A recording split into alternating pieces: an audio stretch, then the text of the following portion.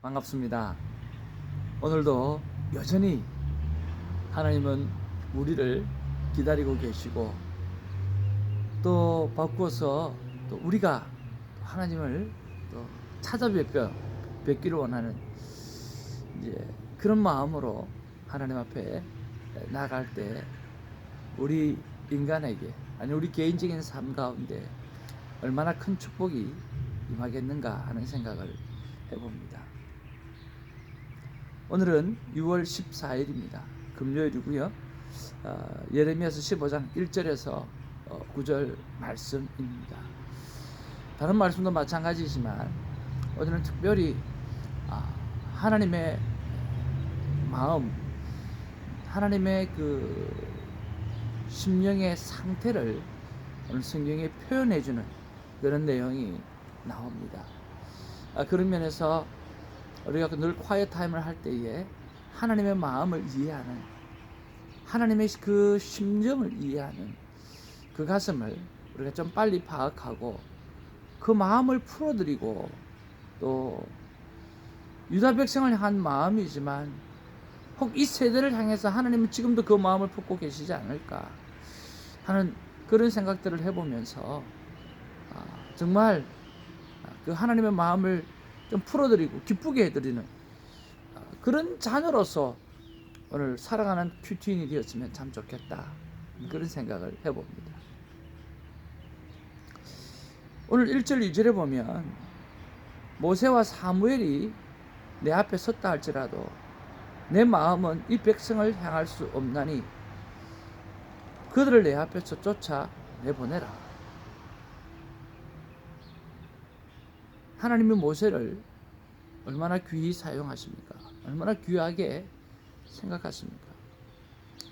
특별히 모세는 이스라엘 백성을 정말 바로 왕 앞에 죽음을 걸고 목숨을 걸고 10번이나 찾아가서 이야기를 해서 이스라엘 백성을 끌어내었던 정말 위대한 자고, 또 이스라엘에게 있어서 이 모세라고 하는 존재는 진짜 하나님과 동등할 정도로 엄청난 존재였지 않습니까? 근데 그 모세가 와도 또 최고의 선지자인 사무엘이 와도 그들이 중재한다 할지라도 하나님은 돌이키지 않겠다라고 하는, 그렇게 말씀하고 있습니다.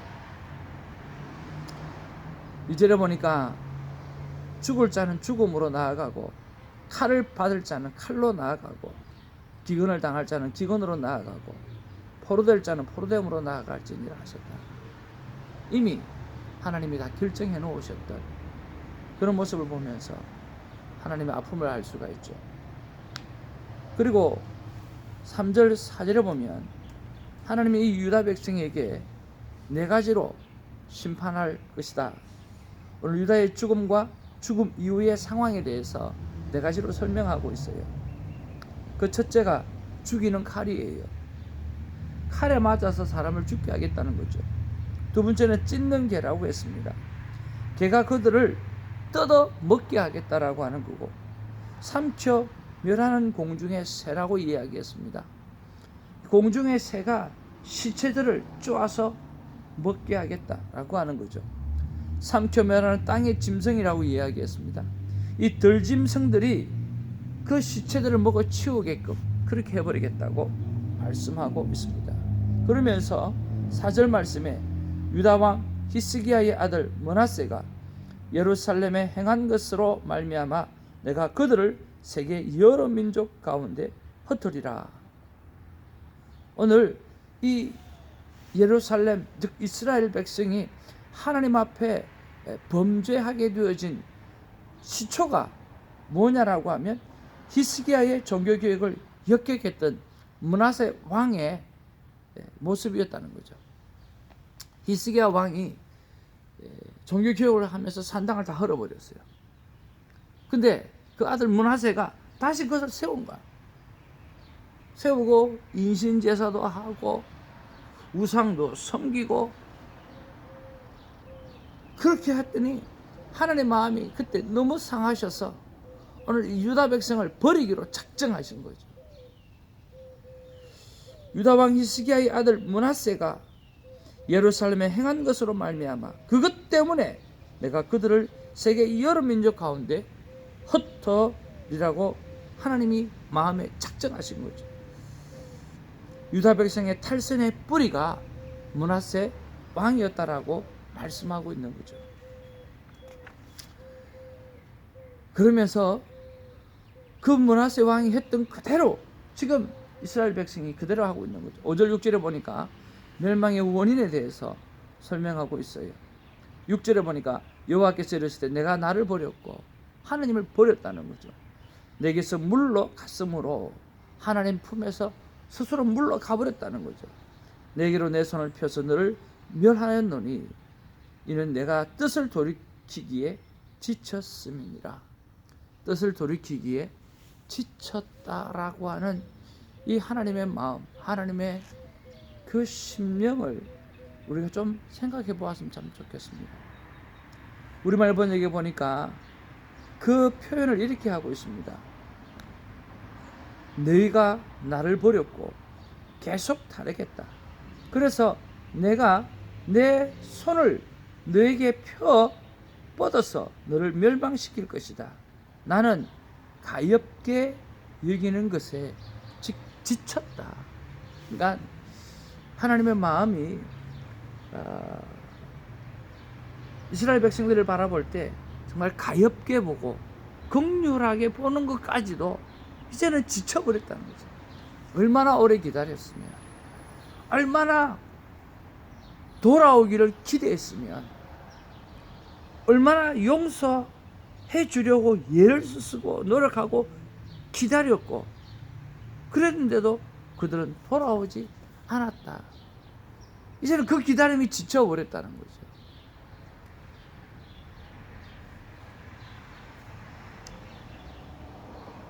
하나님은 아브라함에게 약속했던 게 있어요. 그 약속이 뭐냐고 하면 내가 내 자손을 하늘의 별처럼 하겠다라고 약속하셨어요.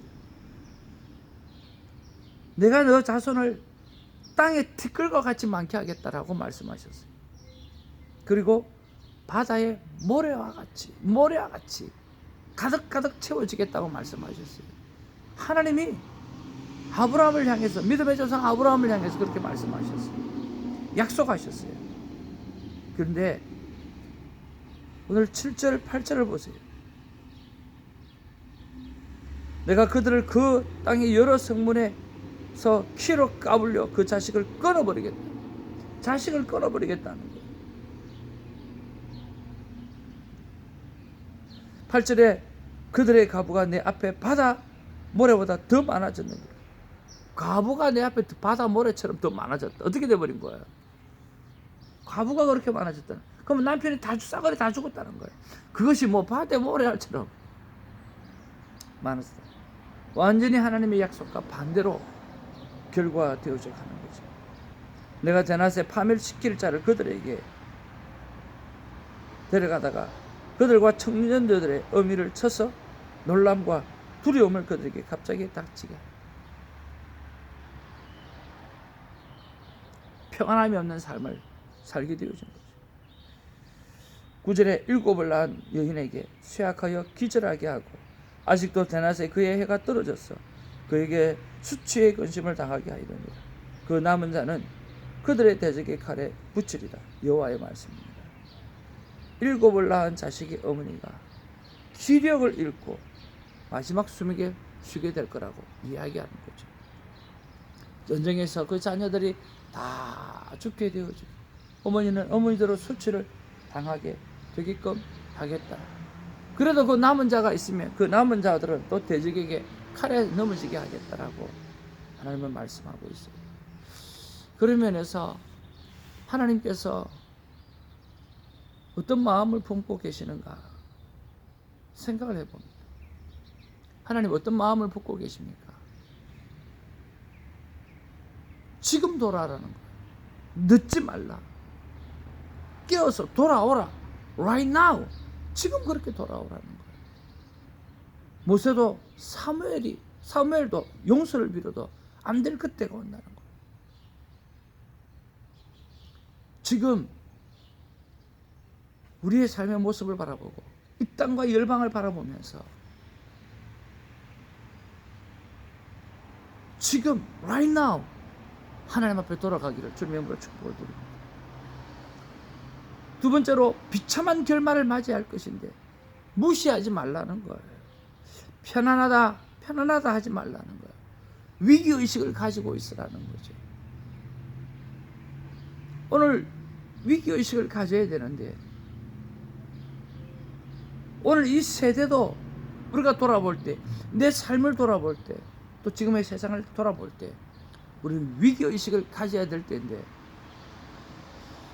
편안하다 생각하면서 그냥 지날 때가 있지 않는가 생각해 보는 거죠. 하나님은 또 말씀하십니다. 지치신 하나님의 마음을 보라. 태정아, 제발 좀 깨어 있어라. 제발 좀 심각성을 좀 깨달아라. 내가 가엾게 여기는 것, 불쌍히 여기는 그것까지도 이제 하는 게 지쳤다. 그리고 마지막으로 주시는 말씀은 미래의 삶을 죽이지 말라. 오늘 자녀들이 후대가 다 죽게 되어져 버렸어요. 우리가 자녀가 기업이라고 해서 오늘 이민의 삶을 살면서 자녀의 성공을 위해서 우리 1세대들이 얼마나 헌신하고 수고합니까?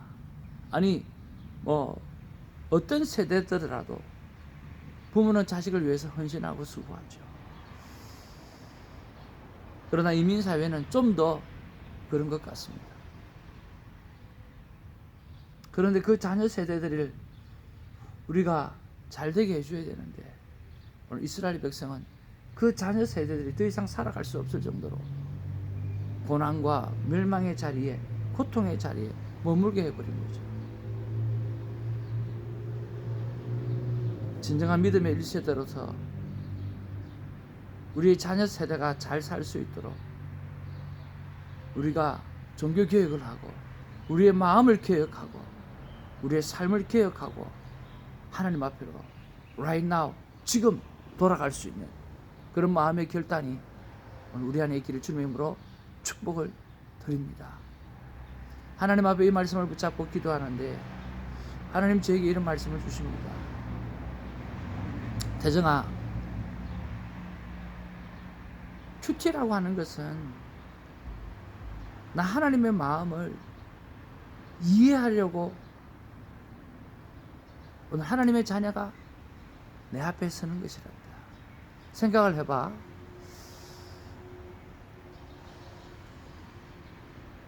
내가 어머니 앞에서, 아버지 앞에서, 부모님 앞에서 아버지의 마음, 어머님, 부모님의 마음을 제가 알고 싶어요. 제가 그 마음을 알아서 기쁘게 해드리고 싶어요. 그런 마음의 자세를 가지고 나와서 부모님께 그렇게 이야기한다고 하면 그 부모님이 얼마나 감동을 받겠냐, 얼마나 고맙겠냐. 마찬가지라는 거죠. 오늘 하나님 앞에 그런 마음으로 나가라는 거죠. 오늘 우리가 하나님의 마음을 이해하고 싶고 하나님 마음을 알아서 기쁘게 해드리고 싶어요 하는 그런 마음으로 나가라는, 그게 큐티라는 거죠.